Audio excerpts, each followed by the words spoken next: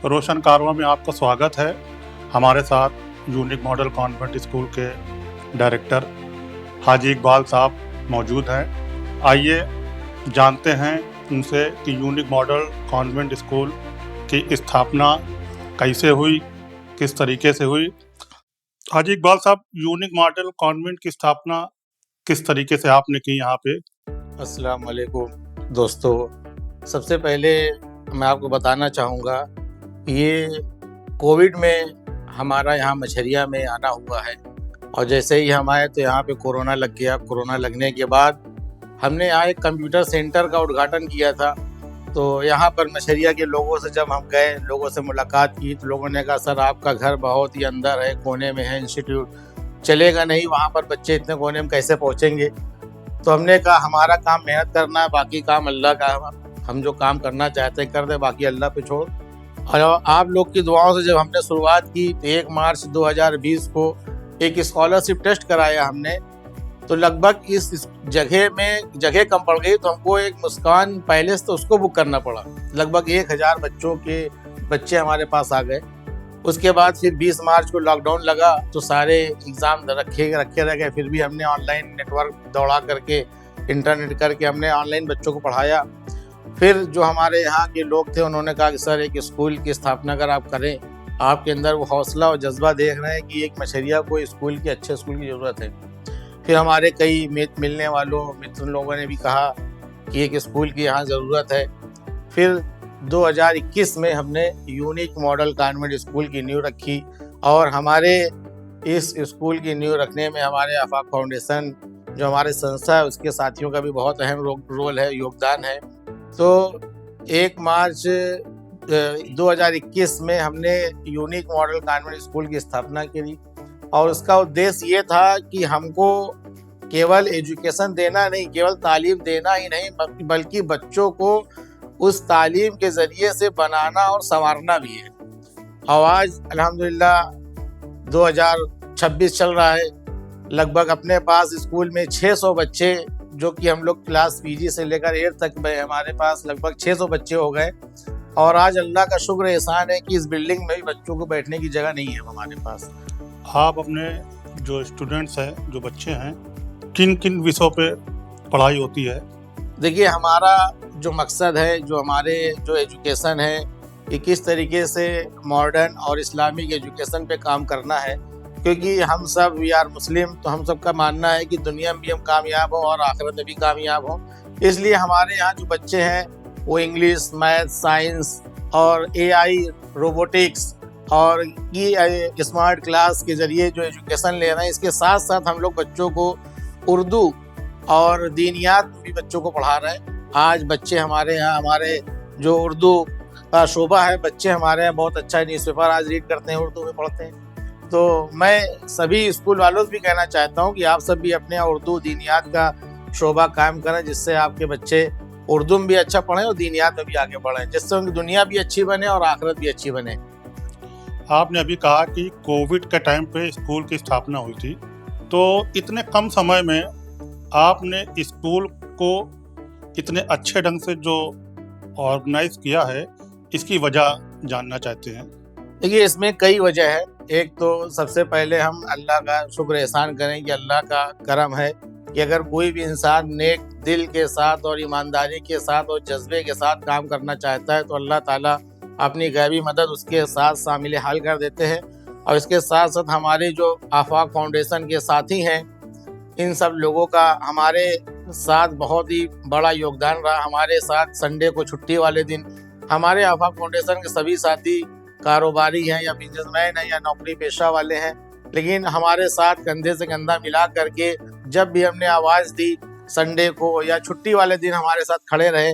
और मछरिया क्षेत्र के अंदर घर घर जा करके हमने उनसे ये वादा किया कि हम आपके बच्चों को केवल पढ़ाएंगे नहीं, और वैसा बनाएंगे और निखारेंगे कि आपके बच्चे जो इंग्लिश बोलेंगे, आज जो इंग्लिश वीरेंद्र स्वरूप, डीपीएस और यूपी किराना और जितने नामी ग्रामी स्कूल के बच्चे बोलते हैं, आज आप सब देख रहे हैं इस वीडियो के माध्यम से, फेसबुक और यूट्यूब के चैनल के जरिए से, कि हमारे यूनिक मॉडल कॉन्वेंट स्कूल के बच्चे भी उसी अंदाज में और उससे अच्छे अंदाज में भी बातें करते हैं। और एक माहौल हमने और बनाया कि किसी को काम करने से पहले माहौल का बनाना जरूरी होता है। ये माहौल हम लोगों ने शिक्षा जागरूकता रैली अभियान हमारी जो निकलती है उससे बहुत बड़ा फर्क पड़ता है। लोगों में मछरिया क्षेत्र के अंदर एक जागरूकता अभियान फैलाया हमने, उससे हमारे पास बच्चे और आए और बच्चों के अंदर पढ़ने का जज्बा है।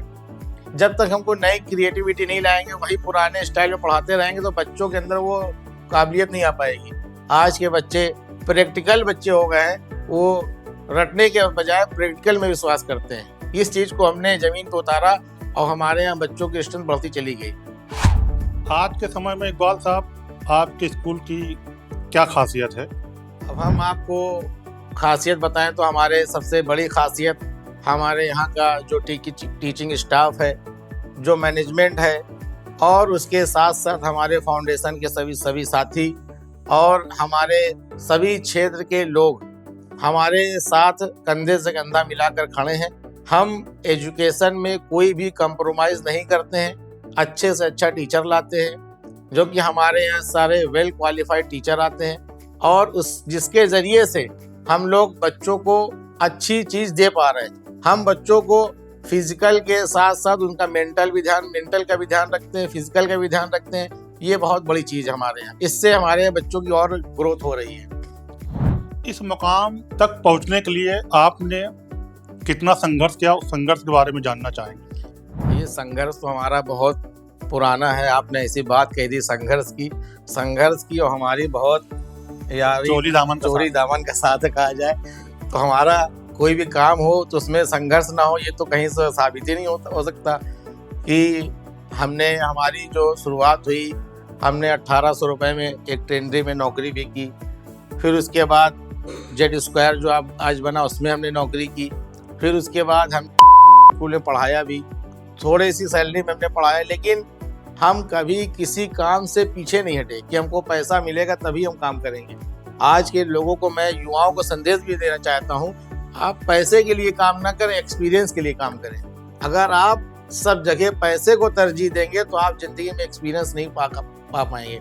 हमने बहुत से ऐसे काम किए और कि जिससे हमको एक्सपीरियंस मिलता रहा। हमारे मरहूम वालिद साहब ने हमको हिदायत दी कि बेटा आप कहीं भी रहना, झूठ ना बोलना, मस्जिद में अपने नमाज पढ़ना और इशा के बाद घर आ जाना। तो हम सब उनकी बताए हुए बातों पे अमल करते रहे और आज अल्लाह ने इस तरीके से सब चीज़ों से नवाज दिया हमको कि हमको पता ही नहीं चला। संघर्ष करते रहे और आगे बढ़ते रहे और आज अल्लाह ने यहाँ तक कामयाबी के दर पे पहुँचा दिया। और एक ख्वाब था, एक सपना था कि हम भी बच्चों को पढ़ाएंगे। कि हमने स्कूल में पढ़ाया है, देखा है कि स्कूलों में किस तरीके से पढ़ाई होती है। पेरेंट्स खून पसीने की पैसा देते हैं स्कूलों में, लेकिन वो पढ़ाई नहीं दर्जे तक पहुंच पाती बच्चों तक। तो वो जज्बा था कि किस तरीके से हम कम पैसे में अच्छा काम करके दिखाएंगे, जो जितना ज़रूरत उतना ही पैसा लेंगे गार्जियन से। आज हमारे यहाँ फीस आप देख लेंगे बहुत कम है। आज जिस तरह से हम बच्चों को पढ़ा रहे हैं और स्कूलों में देखिए आप 3000, 4000, 5000 फीस वहाँ चल रही। हमारे यहाँ 500 से लेके 1000 के बीच में फीस है जिसमें बच्चों को हम पढ़ा रहे हैं। आप जो है, जैसे आपने बताया कि अपने संघर्ष के बारे में और किस तरीके से जैसे और स्कूलों में जो बढ़ी हुई फीस है, आपके यहाँ बहुत कम फीस में यहाँ एजुकेशन दी जाती है। बच्चों के पेरेंट्स को आप क्या मैसेज देना चाहेंगे, क्या संदेश देना चाहेंगे? देखिए, असल तो बच्चों के पेरेंट्स ही होते हैं। जब तक पेरेंट्स अवेयर नहीं होंगे तो बच्चों के अंदर वो जज्बा नहीं होगा। अक्सर हमने देखा है कि ऑटो ड्राइवर का बच्चा IAS बन रहा है, एक गरीब परचून वाले का बेटा IPS बन रहा है। ऐसा क्यों है?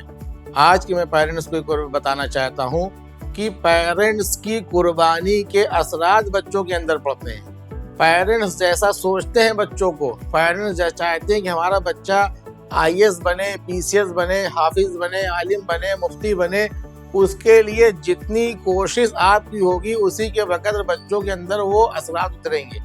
मैं ये पेरेंट्स से कहना चाहता हूँ, आज के पेरेंट्स इस चीज़ से अननोन है कि वो सोचते हैं कि हम स्कूल को फीस दे देते हैं, ट्यूशन को फीस दे देते हैं तो हमारा बच्चा काबिल बन जाएगा। कतई काबिल नहीं बनेगा आपका बच्चा। आप बच्चे को जब तक देखेंगे नहीं, बच्चे की निगरानी नहीं करेंगे, तब तक बच्चा आपका कभी काबिल नहीं बन पाएगा। तो मैं आप सभी पेरेंट्स से कहना चाहता हूँ कि आप सब अपने बच्चों की एजुकेशन तालीम में फोकस करें, वक्त दें, 10 मिनट 5 मिनट जो भी वक्त आपके पास हो, हफ्ते में 1 दिन दें, महीने में 1 दिन दें, इन बच्चों को वक्त दें, एजुकेशन के बारे में पूछें उनसे। इकबाल साहब, भविष्य के लिए यूनिक मॉडल कॉन्वेंट स्कूल की क्या योजनाएं हैं? बहुत अच्छा सवाल किया आपने। रोशन कारवां के संवादक साहब जनाब दिलशाद साहब को बहुत तहे दिल शुक्रिया कि आपने ऐसा सवाल किया कि भविष्य में हमारी जो प्लानिंग है कि हमारे मछरिया के क्षेत्र के कई साथियों ने भी कहा, हमारे फाउंडेशन के लोगों ने भी कहा कि भाई 8th के बाद बच्चे हमारे जो जाते हैं वो दूसरे स्कूलों में चले जाते हैं। हमें आप उर्दू भी पढ़ा रहे हैं, दीनियात भी पढ़ा रहे हैं और स्कूलों में ऐसी फैसिलिटीज़ नहीं मिल पाती। तो हमारी जो प्लानिंग है फ्यूचर की, किस तरीके से इंटर तक इस स्कूल को किया जाए, पहले स्टेप बाय स्टेप हमको बढ़ना है और बच्चों को आगे बढ़ाना है। हमारी जो अगली प्लानिंग है वो इंटर तक कैसे स्कूल हो इसके बारे में सोचना है। एजुकेशन पे आपकी यूनिक मॉडल कॉन्वेंट स्कूल की काफ़ी जो है यहाँ पे लोग प्रशंसा करते हैं और बहुत कम समय में आपने जो है इस स्कूल को अच्छा डेवलप किया है। एक सवाल इकबाल साहब आपसे पूछना चाहते हैं कि भविष्य को बच्चों के भविष्य को कैसे बेहतर बनाया जा सकता है, उनकी तालीम को लेके और क्या क्या जो है चीज़ों पे फोकस करना पड़ेगा ताकि उनकी तालीम एक मॉडल तालीम कहलाई जाए, ताकि वो बच्चे आगे चल के तरक्की करें अपने भविष्य को लेकर। जी, बहुत अच्छी बात आपने कही। देखिए, बच्चों को संवारने और निखारने के लिए हम लोग लगभग पूरी अपनी जी जान लगा देते हैं। आपने हमारा एनुअल फंक्शन हर साल लाजपत भवन में होता है, जो कि मछरिया में कि हम एक पैसा नहीं लेते एनुअल फंक्शन के नाम पे पेरेंट्स से, फिर भी हम बच्चों को लाजपत भवन ले जा कर के उनको एनुअल फंक्शन कराते हैं, उनको एक बड़ा प्लेटफॉर्म देते हैं कि यहाँ से निकल करके वो मोती झील लाजपत भवन पहुँचे। वहाँ जब इतना बड़ा स्टेज पे प्रोग्राम करेंगे तो आने वाले वक्त में वो नेशनल इंटरनेशनल लेवल पे काम करेंगे। इसके साथ साथ हमारा इंटर स्टेट ताइक्वांडो चैंपियनशिप होता है, उसमें हम बच्चों को लेकर के जाते हैं, बच्चों को मोटिवेट करते हैं, बेटा आप जाओ, हम आपको ताइक्वांडो सिखा रहे हैं। तो बच्चे हमारे ताइक्वांडो चैंपियनशिप में जाते हैं। लगभग वहाँ 60 से 70 स्कूल के लोग होते हैं, तो वहाँ पर हमारे बच्चे भी होते हैं और लगभग 3 साल से हम लोग जा रहे हैं और 3 साल में हम लोग फर्स्ट नंबर पर जीत के आ रहे हैं। इस साल भी हम लोग फर्स्ट रैंक पे हम लोग आए। लगभग हमारे 100 बच्चे वहाँ जाते हैं जो ताइक्वांडो में चैंपियनशिप जीत के, हम लोग ज़्यादा से ज़्यादा गोल्ड मेडल जिसके पास होते हैं उसको चैंपियनशिप का खिताब दिया जाता है। तो हमारे बच्चे ज़्यादा गोल्ड मेडल लेते हैं, इसलिए हम लोग को ज़्यादा चैंपियनशिप का खिताब फर्स्ट नंबर मिल जाता है हम लोग को। इसी के साथ हमने लास्ट ईयर स्पोर्ट डे कराया था कि बच्चों के अंदर फिजिकल एक्टिविटी निखारे। आज मोबाइल के दौर में बच्चे मोबाइल से चिपके रहते हैं, उसके लिए फिजिकल हमने स्पोर्ट डे कराया बच्चों का। तो इस तरीके से हम समय समय पर बच्चों की एक्टिविटी कराते रहते हैं कि दीनियात का कंपटीशन कराते हैं, कभी एक अवेयरनेस एजुकेशनल अवेयरनेस प्रोग्राम कराते रहते हैं, इससे बच्चों के अंदर जुनून और जज्बा पैदा रहे। कोई भी चीज़ अगर आप उसको हिलाएंगे नहीं तो वो चीज़ क्या होगी, जम जाएगी, नीचे बैठ जाएगी। इसलिए हम बच्चों को हिलाते और समय समय पे हर महीने 2 महीने में प्रोग्राम कराते हैं, जिससे बच्चों के अंदर एक एक्टिवनेस बनी रहती है। हम देख रहे हैं इकबाल साहब, बच्चे जो मोबाइलों के जो आदी हो चुके हैं, उससे जो है उनके एजुकेशन पे, उनकी शिक्षा पे असर पड़ रहा है। उसको लेके यूनिक मॉडल कॉन्वेंट स्कूल क्या तैयारी करती है अपने स्टूडेंट्स के लिए? देखिए, मोबाइल का तो बहुत बड़ा आजकल इशू है कि मोबाइल हर बच्चा चला रहा है, इवन कि हमारे घर के बच्चे भी मोबाइल चला रहे हैं। है क्या कि वक्त के साथ और समय के साथ आपको चलना पड़ेगा। बस हर वक्त में हर चीज़ का दौर था। हम लोग जब पढ़ते थे तो गुल्ली डंडा, पतंगबाजी, क्रिकेट का दौर होता था, उसमें भी हम सब इतने लीन हो जाते थे कि एजुकेशन से दूर हट जाते थे। लेकिन हमारे पेरेंट्स, हमारे टीचर्स, हमारे जो बड़े थे वो हमको समय समय पे गाइड करते थे, समझाते थे, तो उसको धीरे धीरे छोड़ करके हम लोग पढ़ाई की तरफ जाते थे, तो हम लोग का भी पढ़ाई में मन लगता था। इसी तरीके से अब मोबाइल से बच पाना मुश्किल है, लेकिन इससे उतना ही इस्तेमाल किया जाए जितना हमको ज़रूरत है। और आज के वक्त में हमने कहना छोड़ दिया, हमारा काम कहना ज़रूर है। आज हम बच्चों से कहते नहीं मोबाइल से दूर रहो, मोबाइल चलाओगे आँख खराब हो जाए, हम कहते भी नहीं। अगर हम कहते रहेंगे तो इंशाअल्लाह बच्चे उससे बचते रहेंगे और कुछ ना कुछ हद तक दूर रहेंगे उससे। और इसके लिए स्कूल से भी हम समय समय पे एक अवेयरनेस चलाते रहते हैं मोबाइल को लेकर के। बच्चों से पूछते रहते हैं, हमारे यहाँ बच्चे कुरान शरीफ वगैरह भी पढ़ते हैं, ये भी हम पूछते हैं, तो बच्चे अल्हम्दुलिल्लाह बढ़ रहे हैं आगे, मोबाइल से दूर हैं थोड़ा बहुत। बच्चों की जो बेहतर तालीम के लिए आप जो उनके टीचर्स हैं, उनके शिक्षक हैं, उनकी नियुक्ति में आपकी गाइडलाइन क्या है? मतलब देखिए, उनका कोई टेस्ट वगैरह होता है अब या? आपको बता दें, बहुत अच्छा सवाल किया आपने कि अभी लास्ट ईयर हमने अपने यहाँ एक टीचर्स ट्रेनिंग प्रोग्राम कराया, जिसमें हमारे बेंगलोर से हमारे ट्रेनर बुलाए। आप अंजुम मैडम थी जो बेंगलोर से आई थी, लगभग 3 दिन उन्होंने यहाँ हमारे टीचर्स को ट्रेन किया। उनका वो इंटरनेशनल ट्रेनर है जो कि ऑल ओवर इंडिया जाती हैं, बेंगलोर थी, उनको हमने यहाँ पे लाने का और जाने का, उनको 3 दिन ठहराने का सारा खर्चा हमने किया। और हमने अपने यहाँ पूरे स्टाफ को, इवन हमारे जो लेक्चरार हैं, हमारे मोहित सर हैं, हमारे रिटायर्ड लेक्चरार, उन्होंने भी उस सेशन को ज्वाइन किया था। और अंजुम मैडम जो आई तो उन्होंने बहुत ही अच्छा प्रैक्टिकल किस तरीके से बच्चों को पढ़ाना है उसके बारे में ट्रेनिंग दी थी। तो हम लोग हर साल इस तरह टीचर ट्रेनिंग अवेयरनेस करते हैं, तो जो अनट्रेंड टीचर होते हैं वो भी ट्रेंड हो जाते हैं। दीनियात भी आपके स्कूल में पढ़ाई जाती है, इसको आप जरूरी क्यों मानते हैं? दीनियात तो ऐसे कि हमारे उलमा कराम फरमाते हैं कि अगर आपने दुनिया की तालीम नहीं हासिल की तो कोई बात नहीं, अगर आपने दीन नहीं हासिल किया तो कुछ भी नहीं हासिल किया आपको। तो हमने कहा कि हमें अपने जो बड़े उलमा कराम की बात को भी मानना है कि हमारे अगर दुनिया में हमने सब कुछ सीख लिया और दीन नहीं सीखा तो हमारे लिए बहुत ही घाटे का सौदा हो जाएगा। तो हमने अपने यहाँ बच्चों को मॉडर्न एजुकेशन के साथ साथ दीन की भी एजुकेशन रखी है। अभी हमारा दीनियात का कंपटीशन रिसेंटली 26-27 दिसंबर को हुआ था, जिसमें हमने पैनल ऑफ जजेस में मुफ्ती साद खान साहब आए, मौलाना मोहम्मद आरिफ, कारी हसीब साहब और भी कई उलमा कराम तशरीफ लाए। उन सब लोगों ने देखा कि हमारे यहाँ जो बच्चे हैं जो सूरह फातिहा कुरान की जो आयत है उसको ट्रांसलेशन भी सीखते हैं, उर्दू भी सीखते हैं और उसकी इंग्लिश भी सीखते हैं, दुआएं पढ़ सीख रहे हैं हमारे बच्चे। और उसके साथ हदीस भी हमारे बच्चे सीख रहे हैं, हदीस भी अरबी में भी बोलते हैं, उसकी उर्दू बोलते हैं, उसका इंग्लिश में ट्रांसलेट करते हैं, इवन यहाँ तक कि अरबी लुगत। इसके लिए आप स्पेशल तैयारी कराते हैं? हाँ, हमारे यहाँ अरबी लुगत जो है, जैसे कि आप फलों के नाम, दिनों के नाम, आप हमारे बच्चों से कभी आप आइए, आप तो रोशन कारवां के संपादक, कभी भी आ सकते हैं, आप आइए, आपका मोस्ट वेलकम। आप देखिए बच्चे हमारे यहाँ छोटे छोटे बच्चे अल्हम्दुलिल्लाह दीनियात की बहुत अच्छी तैयारी करते हैं, उनके अंदर एक शौक जज्बा भी होता है। हम लोग खाली समय में बच्चों को इस टाइप के दीनियात के प्रोग्राम करवाते भी रहते हैं, जिससे ये दीनियात जो चीज़ें हैं ये हमेशा हमेशा रहेगी उनकी, ये आज ये सीखेंगे वो हमेशा चलेगी। ये सवाल आपने इसलिए पूछा क्योंकि मैंने अमूमन देखता हूँ कि इंग्लिश मीडियम स्कूल में दीनी तालीम बहुत ना के बराबर होती है, जैसा कि आपने बताया, अच्छी बात है। अच्छा, जो बच्चे थोड़े कमज़ोर होते हैं, जो पढ़ाई लिखाई में थोड़ा नर्वस रहते हैं, उन बच्चों के लिए आपकी जो है क्या कोई स्ट्रेटजी है जो किस तरीके से उन बच्चों को आप जो है निखारते हैं? देखिए, हमारे जो बच्चे नर्वस होते हैं इसीलिए हम साल में इतने इवेंट्स कराते हैं कि कुछ बच्चे पढ़ने में काबिलियत होती है, किसी की खेलने में काबिलियत होती है, तो हम इसीलिए बच्चों को इवेंट्स कराते रहते हैं कि बच्चों के अंदर, हमने देखा अक्सर कई बच्चे हमारे यहाँ जो होमवर्क ही पूरा नहीं करते साल भर पूरे, उनके पेरेंट्स परेशान रहते हैं, लेकिन आप एनुअल फंक्शन में और कोई ऐसी एक्टिविटी कराइए आप तो उसमें वो फर्स्ट डिवीज़न आ जाते हैं। तो हमने ये देखा है कि बच्चों के अंदर जो प्रतिभा है उसको निखारना है हमें, बच्चे केवल पढ़ाई में भी आगे ना जाए। हमारे ताइक्वांडो भी एक इंटरनेशनल गेम है, आर्चरी हम सिखाते हैं, हॉर्स राइडिंग सिखाते हैं, जो कि हमारे यहाँ हदीस में भी है कि आप अपने बच्चों को घुड़सवारी और तीरंदाजी सिखाइए।